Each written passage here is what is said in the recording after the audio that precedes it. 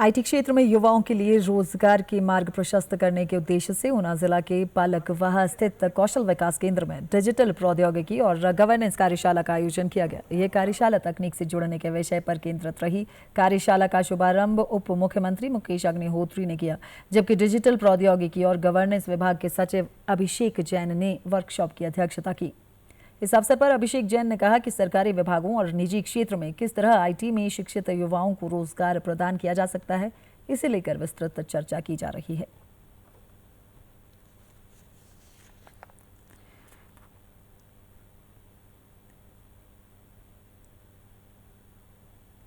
आज का समय और भविष्य आईटी का और डिजिटल टेक्नोलॉजीज़ का है।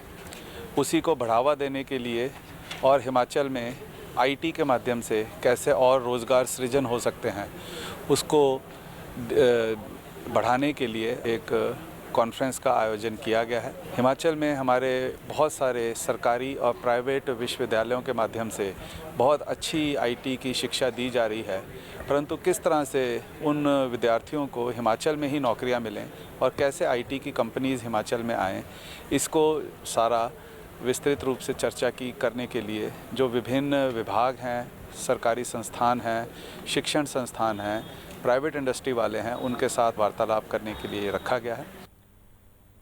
वहीं उप मुख्यमंत्री मुकेश अग्निहोत्री ने कहा कि सूचना और प्रौद्योगिकी के क्षेत्र में न सिर्फ भारत बल्कि विश्व पटल पर अपनी उपयोगिता और हुनर को देश ने साबित किया है। उन्होंने कहा कि पिछले कुछ वर्षों में आईटी क्षेत्र में काफी बड़ा उछाल आया है। मुकेश अग्निहोत्री ने कहा कि आईटी क्षेत्र की प्रतिभाओं का कैसे सदुपयोग किया जाए, इस उद्देश्य से इस कार्यशाला का आयोजन किया गया है। उन्होंने कहा कि आने वाले समय में सरकारी विभागों से लेकर निजी क्षेत्र तक स्थानीय युवाओं को आईटी के क्षेत्र में बढ़ावा देने के लिए कार्य योजना तैयार की जा रही है।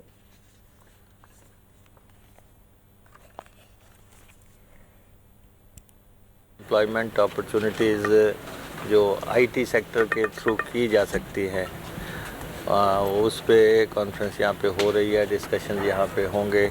इनोवेटिव आइडियाज़ किस ढंग से जनरेट किए जा सकते हैं। पिछले सालों में आईटी सेक्टर में बहुत बड़ा बूम आया और 25% तक जंप आया इसमें, और लेकिन ये कंपनीज चाहे कोल्ड ड्रिंक्स की कंपनीज हैं या दूसरी कंपनीज हैं, आईटी सेक्टर की कंपनी है, वहाँ पे लोगों को जॉब अपॉर्चुनिटीज़ हुई।